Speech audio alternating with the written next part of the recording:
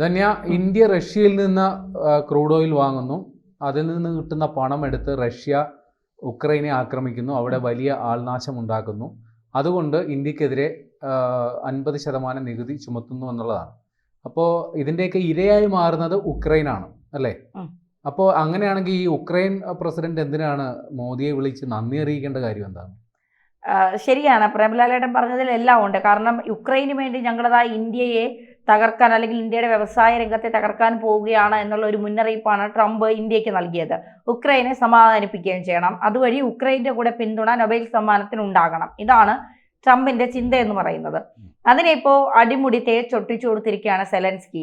മോദി ഞങ്ങൾക്കൊപ്പം എപ്പോഴും ഉണ്ടാകണം എന്ന് പറഞ്ഞുകൊണ്ട് മോദി സെലൻസ്കി അയച്ച സ്വാതന്ത്ര്യദിന ആശംസ കത്ത് പങ്കുവച്ചുകൊണ്ടാണ് സെലൻസ്കി എക്സിൽ കുറിച്ചത്.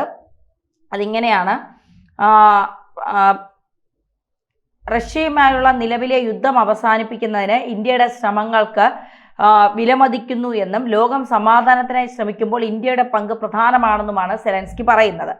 പ്രധാനമന്ത്രി നരേന്ദ്രമോദി പങ്കുവച്ച കത്ത് സെലൻസ്കി എക്സിൽ പങ്കുവച്ചുകൊണ്ടാണ് ഇക്കാര്യം പറഞ്ഞത്. കഴിഞ്ഞ വർഷം നടത്തിയ കീവ് സന്ദർശനത്തെക്കുറിച്ചും ഉഭയകക്ഷി ബന്ധം ശക്തിപ്പെടുത്താൻ തുടർന്നും പ്രവർത്തിക്കുമെന്നും മോദി കത്തിൽ അറിയിച്ചിരുന്നു.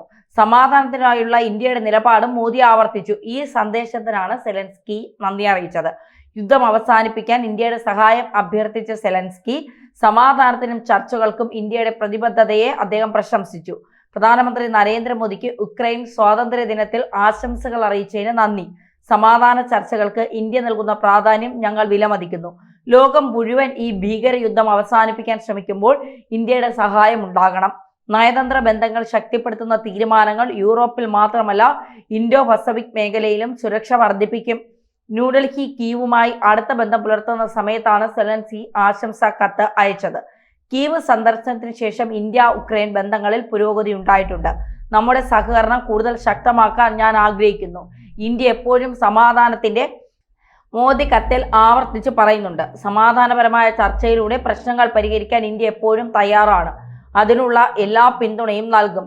സെലൻസ്കിയുടെ ആരോഗ്യത്തിനും മോദി ആശംസകൾ നേർന്നു. അത് കഴിഞ്ഞതിന് ശേഷം സെലൻസ്കിയെ ഇന്ത്യയിലേക്ക് ക്ഷണിച്ചിട്ടുണ്ട്. തീയതികൾ തീരുമാനിക്കാൻ ഇരു രാജ്യങ്ങളും ചർച്ച നടത്തും. അലക്സാണ്ടർ പോളിഷ്ചുക്ക് ആണ് പറഞ്ഞത്, അതായത് ഉക്രൈൻ സ്ഥാനപതി. ഇന്ത്യയുടെ നിലപാട് ശരിയാണെന്നും സമാധാനത്തിനും ചർച്ചകൾക്കും ഇന്ത്യ പിന്തുണ നൽകുന്നു എന്നും അദ്ദേഹം പറയുന്നു. ഇന്ത്യ നിഷ്പക്ഷ നിലപാടല്ല സ്വീകരിക്കുന്നതെന്നും അദ്ദേഹം പറയുന്നു. ഇന്ത്യയുടെ സ്വാതന്ത്ര്യ ദിനത്തിൽ സെലൻസ്കി ഇന്ത്യക്ക് ആശംസകൾ അറിയിച്ചിരുന്നു. ലോക സമാധാനത്തിന് ഇന്ത്യ നൽകുന്ന സംഭാവന നൽകുമെന്നും വ്യാപാരം, സാങ്കേതിക വിദ്യ, സംസ്കാരം എന്നീ മേഖലകളിൽ സഹകരണം ഉണ്ടാകുമെന്നും അദ്ദേഹം പ്രത്യാശ പ്രകടിപ്പിക്കുകയും ചെയ്തു. ഇതിന് പിന്നാലെയാണ് ഇന്ത്യയുടെ ആശംസ. നമുക്ക് എങ്ങനെ കാണാം സെലൻസ്കിയുടെ ഇന്ത്യക്കത്തെ, അതായത് ട്രംപിന്റെ കടന്നുകയറ്റത്തെ മാറ്റി നിർത്തിക്കൊണ്ട് മോദി ഒപ്പം കൂട്ടുന്നു എന്ന് വേണമോ കരുതാൻ? ഇതില് ട്രംപിന്റെ വാദഗതികളാണ് ഇവിടെ ഒടിയുന്നത്. കാരണം ട്രംപ് എന്തിന്റെ പേരിലാണ് ഇന്ത്യക്കെതിരെ ഇത്ര വലിയൊരു വ്യാപാര യുദ്ധം പ്രഖ്യാപിച്ചതിന് ഒറ്റ കാരണമേ പറഞ്ഞുള്ളൂ. ഒന്ന്, അവർക്ക് ഇന്ത്യയും അമേരിക്കയായിട്ടുള്ള വ്യാപാര കമ്മി. രണ്ട്, റഷ്യൻ മിലിറ്ററി മെഷീന് അല്ലെങ്കിൽ വാർ മെഷീന് ഇന്ത്യയാണ് ഇന്ധനം കൊടുക്കുന്നത്. അതായത് റഷ്യക്ക് ഇപ്പോൾ യുദ്ധം ചെയ്യാനായിട്ട് പണം വേണം. ആ പണം ഇന്ത്യ അവിടെ നിന്ന് ക്രൂഡ് ഓയിൽ വാങ്ങുന്നത് കൊണ്ട് റഷ്യക്ക് കിട്ടുന്നു. അവർ അത് ഉപയോഗിച്ച് ഉക്രൈനെ ആക്രമിക്കുന്നു, അവിടെ വലിയ രീതിയിലുള്ള നിരപരാധികളെ അടക്കം കൊന്നൊടുക്കുന്നു എന്നുള്ളതാണ് ട്രംപിൻ്റെ ആക്ഷേപം. പക്ഷേ ആ ആക്ഷേപം ഇപ്പോൾ സെലൻസ്കി, ഉക്രൈൻ പ്രസിഡന്റ് സെലൻസ്കി അത് തന്നെ തള്ളിക്കളയുകയാണ്. മോദിയോട് നന്ദി അറിയിക്കുന്നു എന്ന് പറഞ്ഞാൽ രണ്ട് രാജ്യങ്ങളും തമ്മിലുള്ള പ്രശ്നം പരിഹരിക്കാൻ യഥാർത്ഥത്തിൽ ഇടപെട്ടത് ഇന്ത്യയാണ്. അല്ലെങ്കിൽ ആ മധ്യസ്ഥ ശ്രമങ്ങൾക്ക് രണ്ട് രാജ്യങ്ങളും തമ്മിൽ സമാധാനം ഉണ്ടാകണം എന്ന നിലപാടെടുത്ത രാഷ്ട്രമെന്ന പരിഗണന ഇന്ത്യക്ക് നൽകുന്ന തരത്തിലാണ് ഇപ്പോൾ സെലൻസ്കിയുടെ കത്തിൽ നിന്ന് നമുക്ക് വായിക്കുമ്പോൾ മനസ്സിലാകുന്നത്. ഇപ്പോൾ ഇനി ഈ ഒരു പശ്ചാത്തലത്തിൽ ഇനി ഇതിന് ട്രംപ് ഏത് തരത്തിൽ പ്രതികരിക്കും എന്നുള്ളതാണ് ഇനി കാണേണ്ടത്. ഈ ഒരു ഇപ്പോൾ സെലൻസ്കി പറയുന്നു സമാധാനത്തിന് ഞങ്ങളോടൊപ്പം നിൽക്കണം, യുദ്ധം അവസാനിപ്പിക്കാൻ നിങ്ങൾ ഒന്നിച്ചുണ്ടാകണം എന്നൊക്കെ പറയുന്നത്. പക്ഷേ ഇന്ത്യ ഒരിക്കലും റഷ്യയോടും പറഞ്ഞിട്ടില്ല യുദ്ധം നിങ്ങൾ അവസാനിപ്പിക്കണമെന്നല്ല, ഒരു പക്ഷം പിടിച്ചിട്ടില്ല. റഷ്യ ചെയ്യുന്നതാണ് ശരി അല്ലെങ്കിൽ ഉക്രൈൻ ചെയ്യുന്നതാണ് ശരി എന്നുള്ള കാര്യത്തിൽ ഇന്ത്യ രണ്ട് ഭാഗത്തോടും പറയുകയാണ് യുദ്ധം അവസാനിപ്പിക്കൂ, യുദ്ധം ഒന്നിനും ഒരു പരിഹാരമല്ല. ഈ തീരുമാനത്തോട് എന്തുകൊണ്ടാണ് ഏറ്റവും കൂടുതൽ എണ്ണ വാങ്ങുന്ന ഒരു രാജ്യമായി ഇന്ത്യ നിൽക്കുമ്പോഴും റഷ്യ എന്തുകൊണ്ടായിരിക്കും അത് ചെവിക്കൊള്ളാത്തത്? റഷ്യ അങ്ങനെ, അതായത് ഈ ആ, പെട്ടെന്ന് ഏതെങ്കിലും ഒരു രാജ്യം പറഞ്ഞത് കേട്ട് അത് കേട്ട് ഒച്ചാനിച്ച് നിൽക്കുന്ന ഒരു ഭരണാധികാരി അല്ല വ്ളാഡിമിർ പുടിൻ. വ്ളാഡിമിർ പുടിൻ അദ്ദേഹത്തിൻ്റെ മനസ്സിലുള്ള ആശയം എന്ന് പറയുന്നത് പഴയ സോവിയറ്റ് യൂണിയനെ പുനരുജ്ജീവിപ്പിക്കുക എന്നുള്ളതാണ്. പഴയ രണ്ടാം ലോക മഹായുദ്ധ കാലത്തിന് ശേഷമാണ് ഈ സോവിയറ്റ് യൂണിയൻ ഛിന്നഭിന്നമായി പോയത്. ഈ ചിന്നിച്ചിതറിപ്പോയ അതെ, രാഷ്ട്രങ്ങൾ, അതായത് അങ്ങനെ പൊട്ടിത്തെറിച്ചു പോയ ഒരു കഷ്ണമാണ് ഇപ്പോഴത്തെ ഉക്രൈൻ എന്ന് പറയുന്നത്. അപ്പോൾ അത്തരത്തിൽ റഷ്യ പഴയ സോവിയറ്റ് യൂണിയന്റെ ഭാഗമായതിനു ശേഷം പിന്നീട് മാറിപ്പോയ പല രാഷ്ട്രങ്ങളെയും അതിപ്പോൾ പടിപടിയായിട്ട് അവരോട് കൂട്ടിച്ചേർക്കുക എന്നുള്ള അജണ്ട നടപ്പിലാക്കുന്ന ആളാണ് പുടിൻ. അപ്പോൾ അതുകൊണ്ട് ഒരു പരിധിക്കപ്പുറം അദ്ദേഹത്തെ അനുനയിപ്പിക്കാം എന്നതിനപ്പുറം അനുസരിപ്പിക്കാൻ പറ്റില്ല ഒരു രാജ്യത്തിനും. നമുക്ക് വേണമെങ്കിൽ മാനുഷിക പരിഗണനയുടെ പേരിൽ എന്തെങ്കിലും അഭ്യർത്ഥനകൾ അദ്ദേഹത്തോട് നടത്താം. അത് പറയാൻ യോഗ്യതയുള്ള ആളാണോ ഇത് പറയുന്നതെന്ന് നോക്കി പുടിൻ ചിലപ്പോൾ അതിന് വിധേയപ്പെട്ടെന്ന് വരും. ഇപ്പോൾ ട്രംപിനോട് എന്തുകൊണ്ടാണ് അദ്ദേഹം മുഖം തിരിഞ്ഞ് നിൽക്കുന്നതെന്ന് വെച്ചാൽ ട്രംപിനോട് അദ്ദേഹത്തിനോട് വലിയ താല്പര്യമില്ല. പക്ഷേ ഇന്ത്യയോടും പ്രധാനമന്ത്രി നരേന്ദ്രമോദിയോടും ആ ഒരു കാഴ്ചപ്പാടല്ല ഉള്ളത്. കാരണം അമേരിക്കയും റഷ്യയും പരമ്പരാഗത ശത്രുക്കളാണ്. പരമ്പരാഗത ചിരകാല വൈരമുണ്ട് അവർ തമ്മിൽ. ഈ ലോക യുദ്ധങ്ങൾ തമ്മിൽ ഇവർ രണ്ടുമാണ് പ്രധാന രണ്ട് ശക്തികളായി നിന്ന് അങ്ങോട്ടും ഇങ്ങോട്ടും യുദ്ധം ചെയ്തത്.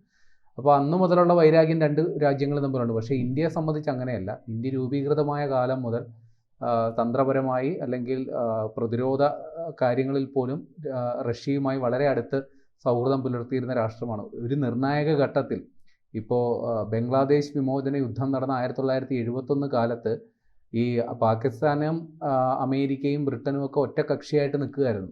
ഇന്ത്യ അവിടെ ഒറ്റപ്പെട്ട് നിന്നപ്പോൾ ഇന്ത്യക്ക് സൈനികമായി അല്ലെങ്കിൽ പ്രതിരോധ സാമഗ്രികൾ തന്ന് സഹായിച്ച ഏകരാഷ്ട്രം സോവിയറ്റ് യൂണിയനാണ്. അപ്പോൾ അത്തരത്തിൽ നിലപാടെടുത്ത ഒരു രാജ്യത്തോട് ഇന്ത്യക്ക് അത്ര വലിയ ഹൃദയബന്ധമുണ്ട്, കടപ്പാടുണ്ട്. തിരിച്ച് റഷ്യയ്ക്കും അതേപോലെ തന്നെ. ഇത്തരത്തിൽ അന്താരാഷ്ട്ര സമ്മർദ്ദം ഉണ്ടാകുന്ന ഒരു സാഹചര്യത്തിൽ പോലും ഇന്ത്യയാണ് ധൈര്യസമേതം റഷ്യയിൽ നിന്ന് ക്രൂഡ് ഓയിൽ വാങ്ങാനായിട്ടുള്ള തീരുമാനമെടുക്കുന്നത്. അത് എന്തുകൊണ്ട് ഇന്ത്യ ആ തീരുമാനം എടുത്തതെന്ന് പറഞ്ഞാൽ ഇന്ത്യക്ക് റഷ്യ അങ്ങനെ തള്ളിക്കളയാൻ പറ്റില്ല.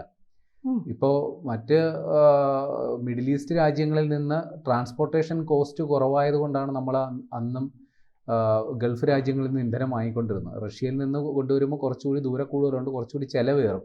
പക്ഷേ ഈ ഒരു പ്രത്യേക സാഹചര്യത്തിൽ ഇന്ത്യക്ക് പ്രത്യേക പരിഗണന നൽകി അവർ ഡിസ്കൗണ്ട് റേറ്റിൽ നമുക്ക് ക്രൂഡ് ഓയിൽ നൽകിയപ്പോൾ ആ അവസരം പരമാവധി ചിലവ് കുറഞ്ഞ രീതിയിൽ, വില കുറഞ്ഞ രീതിയിൽ ക്രൂഡ് ഓയിൽ കിട്ടുന്നത് നമ്മൾ മുതലാക്കി, അല്ലെങ്കിൽ നമുക്ക് അത് പ്രയോജനകരമാണ്. കാരണം നമ്മൾ 87% ഇന്ധനം നമുക്ക് പുറത്ത് കൊണ്ടുവരിക അല്ലാതെ നിവൃത്തിയില്ല. അപ്പോൾ ആ ഒരു സാഹചര്യം മുൻനിർത്തിയാണ് ഇന്ത്യ റഷ്യയിൽ നിന്ന് ക്രൂഡ് ഓയിൽ വാങ്ങിയത്. പക്ഷേ അത് ട്രംപിന് പറയാൻ ഒരു ന്യായീകരണമായി. ഉക്രൈനിൽ നടക്കുന്ന സംഘർഷങ്ങൾക്ക് ഇപ്പോൾ ഉത്തരവാദി ഇന്ത്യയാണ് പരോക്ഷമായെങ്കിലും. പക്ഷേ ഇപ്പോൾ സെലൻസ്കി ഇന്ത്യക്ക് നന്ദി അറിയിക്കുന്നതിലൂടെ ട്രംപിൻ്റെ ആ വാദഗതി തന്നെയാണ് അവിടെ ഇല്ലാണ്ടാകുന്നത്.